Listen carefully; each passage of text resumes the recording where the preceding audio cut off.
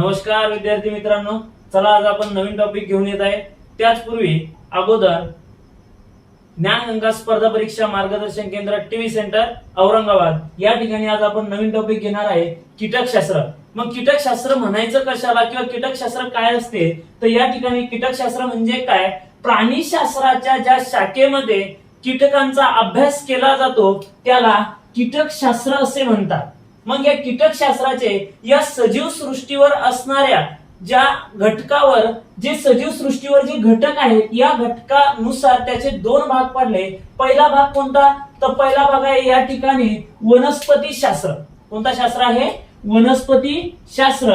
आणि दुसरा भाग आहे प्राणीशास्त्र. त्यामध्ये वनस्पती शास्त्र म्हणजे काय, ज्या सजीव वनस्पती आहे त्यांच्यापासून आपल्याला कार्बन डायऑक्साईड मिळतो, तो घटक तो वनस्पती शास्त्रामध्ये येतो. त्यानंतर दुसरा घटक कोणता आहे, तर प्राणीशास्त्र. मग या ठिकाणी महत्वाचा मुद्दा आहे की सजीव सृष्टीमध्ये जे दोन घटक पाडले त्यामधला पहिला घटक आहे वनस्पती शास्त्र, दुसरा घटक आहे प्राणीशास्त्र. यामधला सर्वात महत्वाचा भाग म्हणजे आपल्याला आज बघायचा आहे तो बघायचा आहे प्राणीशास्त्र.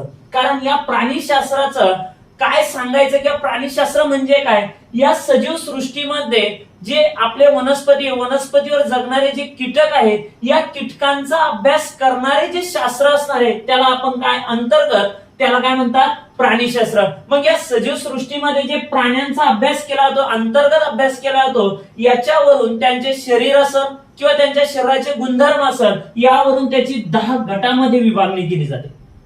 किती गटामध्ये विभागणी केली जाते, 10 गटामध्ये विभागणी केली जाते, हे लक्षात राहू द्यायचं. त्यानंतर याच ठिकाणी जर का घेतलं कीटक म्हणजे काय सांगितलंय मी, कीटक म्हणजे काय, कीटक असेल किंवा कीड असेल किंवा बुरशी असेल, जे काय घटक असेल तर या ठिकाणी आपल्याला सर्वात महत्वाचा पहिला घटक घ्यायचा आहे कीटक. म्हणजे हा कीटक कशाचा प्रकार आहे, तर वनस्पती शास्त्राचे जे 10 गटामध्ये त्याचं वर्गीकरण केलं जातं त्यापैकी एक घटक कोणता आहे, कीटक आहे. मग बाकी राहणार किती आहे, 9 घटक आहेत. यामधला पहिला घटक जो बघणार आहे आपण तो असणार आहे कीटक.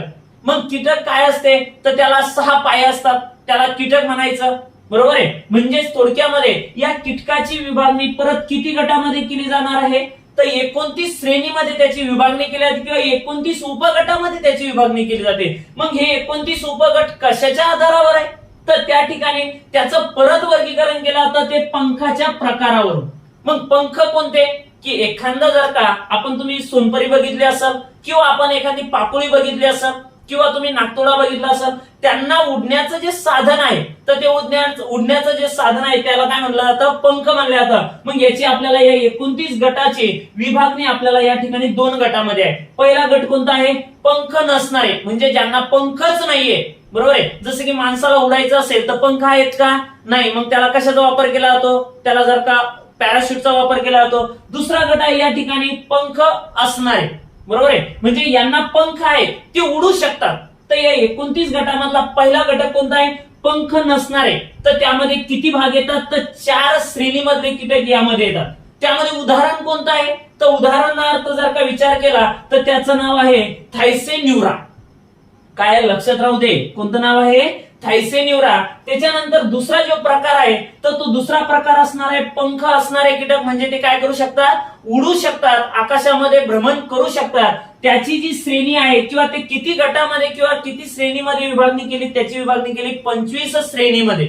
मग 25 श्रेणीमध्ये विभागणी केल्याच्या नंतर या 25 श्रेणीची सुद्धा किंवा या पंखाचे प्रकार सुद्धा या ठिकाणी आपल्याला 2 आहे. म्हणजे 2 गटामध्ये त्याची काय केली, विभागणी केली.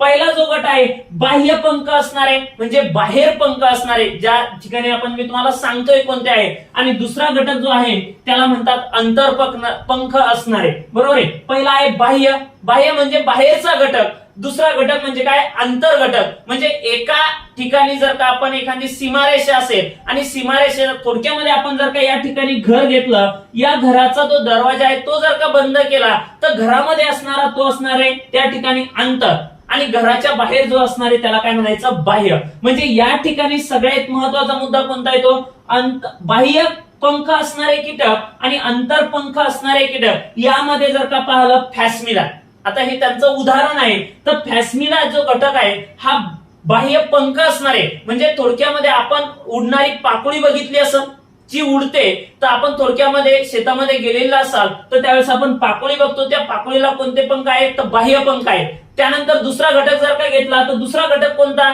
तर ज्या वेळेस नाकतोडा उडतो तर नाकतोड्याला पण कोणते पंख आहेत, तर बाह्य पंख आहेत. मग त्याच्यामधलं सर्वात महत्वाचं उदाहरण कोणतं आहे, फॅस्मिडा. याच्या किती श्रेणीमध्ये किंवा किती उपगटामध्ये विभागणी केली, तर 16 गटामध्ये. त्यानंतर दुसरा घटक आहे पंख असणारे कीटक. म्हणजे थोडक्यामध्ये आपण गाडीवर जात असताना जर का आपल्या डोळ्यामध्ये संध्याकाळच्या सायंकाळच्या वेळी जर का एखादा चिलट गेला असेल तर त्याला कोणते पंख आहेत, तर अंतरपंखासारखे त्याला आपल्याला पंख आहे. थोडक्यामध्ये त्याचे पंख आपल्याला दिसत नाही, ते कीटक वेगळे, थोडक्यामध्ये मच्छर वेगळं. तशा प्रकारचे जे आहे, तर त्याचा जे उदाहरण आहे ते कोणतं आहे, डिप्थेरा.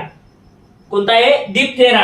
याची किती गटामध्ये विभागणी केली, तर 9 गटामध्ये. किती गटामध्ये विभागणी केली, 9 गटामध्ये त्या घटकाची काय केली, विभागणी केली. आता या ठिकाणी आपल्याला नंतर जे बाह्य पंख असणारे घटक आहे, या बाह्य पंख आहे 16 आणि अंतरपंख किती असणार आहे, 9. त्यानंतर समोरचा घटक जर का घेतला, आता या ठिकाणी मी तुम्हाला प्राणीशास्त्राचं वर्गीकरण सांगायला लागलो. प्राणीशास्त्राचे 10 गटामध्ये विभागणी केली जाते. या 10 गटाची पुन्हा त्याच्यामधला पहिला घटक आपण कीटक बघितला. कीटकाची सुद्धा त्या ठिकाणी 2 गटामध्ये विभागणी केली जाते. पहिला घटक कोणता बघितला, पंख नसणारे. दुसरा घटक पंख असणारे. त्यानंतर या ठिकाणी पंख नसणारे 4 श्रेणीमध्ये. त्यानंतर पंख असणारे हे 25 घटक आहे किंवा 25 श्रेणीमध्ये त्याचे उपगटामध्ये आहे. मग या 25 गटाची पुन्हा 2 प्रकारे विभागणी केली. त्यामध्ये पहिला कोणता आहे, बाह्य पंख असणारे. म्हणजे बाहेरच्या साईडला त्याला काय पंख आहे, म्हणजे ते सगळ्यांना दिसत आहे डोळ्यानं बघितले तर दिसतं, आणि दिसल्याच्या नंतर आपल्याला काय वाटतं, बरं वाटतं. म्हणजे हा घटक सगळ्यात काय असणार आहे, महत्वाचा. इथं अंतरपंख आहे, दिसत नाही पण जाणवते. दिसत नाही पण जाणवते, म्हणजे त्या ठिकाणी तो घटक वापरला जातो.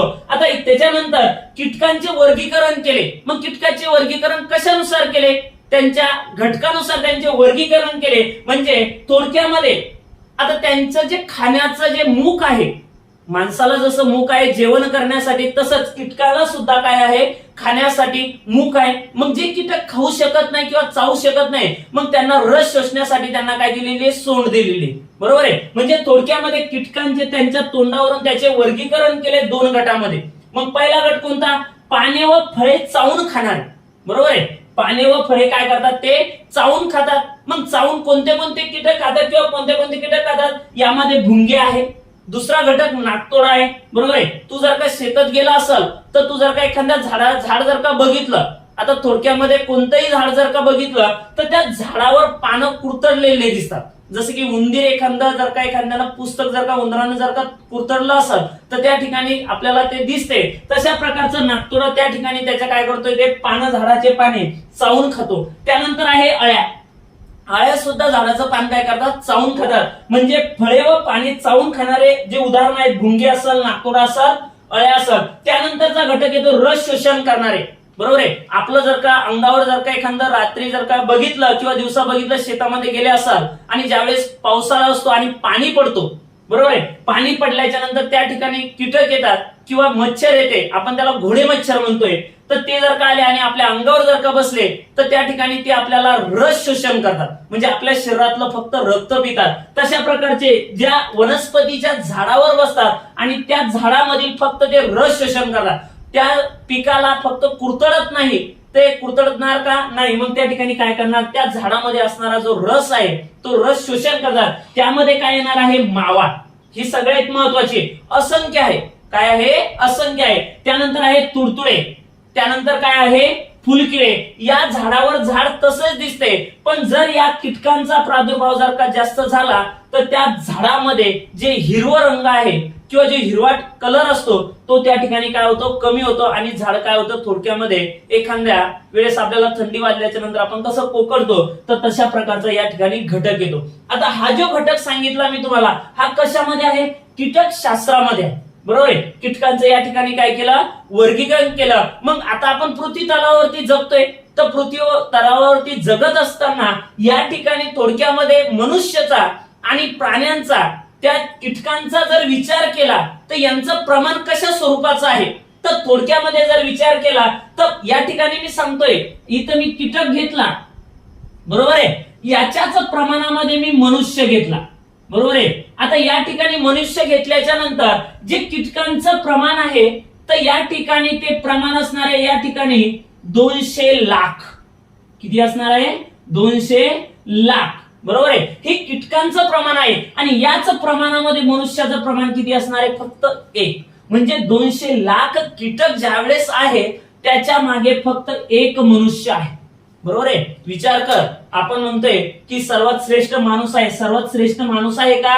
नाही. माणसाला काय आहे? फक्त वाचा आहे, बोलता येते, सगळ्या गोष्टी कळतात, त्यामुळे माणूस श्रेष्ठ आहे. पण जे कीटक आहे आपण जर बघितला तर या कीटकांचं प्रमाण आहे 200 लाख आणि या ठिकाणी माणसाचं प्रमाण किती आहे? फक्त 1. आता सगळ्यात महत्वाचा प्रश्न किंवा आपल्याला घ्यायचं कारण काय की या ठिकाणी ज्या वेळेस ऑनलाईन पेपर झाला त्यामध्ये आपल्याला एक प्रश्न विचारण्यात आला की कीटकांची किती श्रेणीमध्ये विभागणी करण्यात आली. तर ती किती श्रेणीमध्ये करण्यात आली होती? 29 श्रेणीमध्ये. मग आता या घटकावर आपल्याला प्रश्न कसे विचारले जाऊ शकतात? यामध्ये पहिलाच प्रश्न त्या ठिकाणी निर्माण होतो की कीटकशास्त्र म्हणजे काय?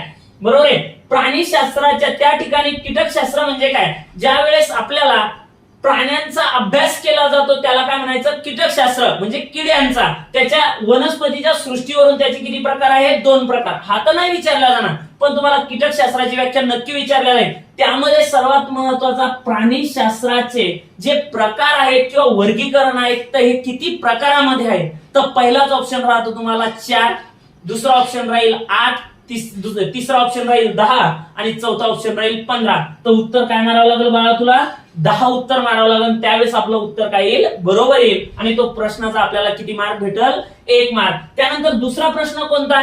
तर या कीटक आहे तर या कीटकांचा किती उपगटामध्ये समावेश केला जातो? तर 29 प्रकारामध्ये, उपगटामध्ये किंवा श्रेणीमध्ये समावेश आहे. सगळ्यात महत्वाचं हे थायसेन्युरा. काय आहे? थायसेन्युरा. हे जे आहे याला पंख नसणारे कीटक आहे. कोणते नसणारे? पंख नसणारे. मग प्रश्न असा तयार होतो, खालील पैकी दिलेल्या पर्यायातून पंख नसणारे कीटक कोणते आहे?